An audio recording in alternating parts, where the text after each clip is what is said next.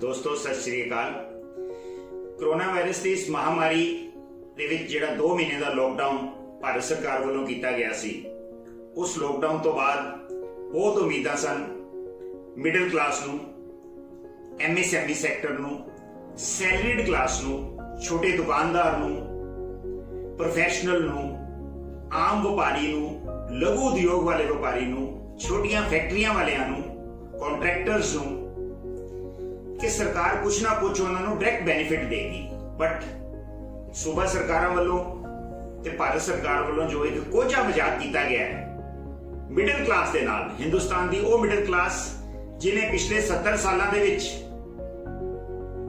जिन्ना उन्होंने अपना घर का खर्चा से ਉਹਦੇ ਆਲਮੋਸਟ बराबर शायद सरकार ਨੂੰ टैक्स दिते होणगे in shape of so many multiple taxes.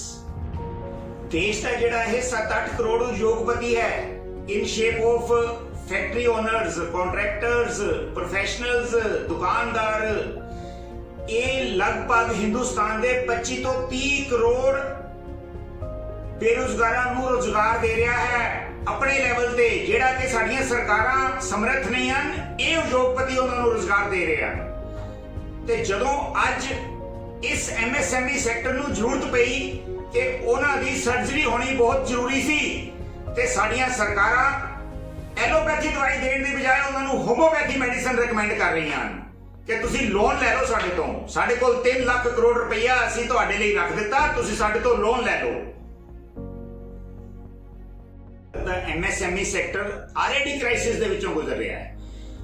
नोटबंदी तो बाद बैंकां कोल इन्ना सरप्लस पैसा सी कि उन्होंने सो मेनी ऑफर्स दित्तियां MSME सैक्टर नूं, बट क्योंकि वो पहला ही इन्ने कर्जियां दे थले दबे हुए ने, right from housing loan up to term loan, business loan, car loans, each and every item of MSME is being purchase through loans. वो पहला ही इन्ने कर्जियां थले दबे हुए ने कि वो नवे लोन लैण तो इनकारी ने।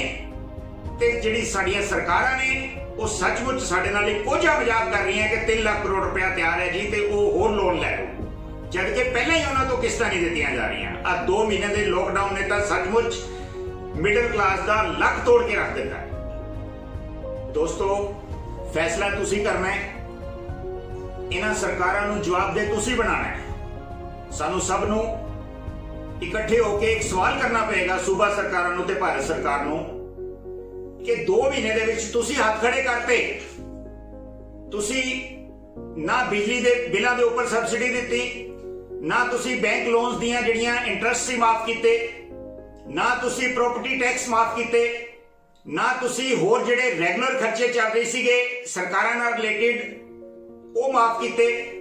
दूजे पासे तुसी फर्दर लोन देण दीयां पेशकशां कर रहे हो भी साडे नाल मजाक ना करो, सानू मिलजुल के लड़ाई लड़नी पेगी और इन्हां सरकारां नूं जवाबदेह बनाना पेगा। एक चीज याद रखियो दोस्तों, ये वही सरकारां ने जिन्हां ने तुहाडे तो 70 साल टैक्स लिया है, राइट फ्रॉम एक बच्चे दे पैदा होने तो इंसान दी डेथ होने तक कोई भी आइटम असी परचेज करते हैं, छोटी तो छोटी हर चीज के ऊपर असी टैक्स देने हैं। ते वो पैसा जदों ओदे विचों कुछ पैसा जिद्दां कि बाहरलियां सरकारां ने कीता है, कनेडा, अमरीका, फ्रांस, इटली दी सरकारां ने, आस्ट्रेलिया दी सरकारां ने कीता है कि जेकर किसी टैक्स पेयर ने पिछले 10 सालों के जो टैक्स दिता सी ओदा फ्यू परसेंट ਉਹਨੂੰ वापस किया गया है इन शेप ऑफ रिगार्ड कि तुहाडा एक टफ टाइम है, तुसीं ਇਹਦੇ ਨਾਲ अपना गुजारा करो। बट ਇੱਥੇ ਦੀਆਂ ਸਰਕਾਰਾਂ ਨੇ हथ खड़े कर दिते कि साडे कोल कुछ नहीं है। ये हुण सचमुच मिडिल क्लास नूं और MSME सैक्टर नूं सोचना पेगा और इन्हां सरकारां नूं जवाबदेही बनाना पेगा। धन्यवाद।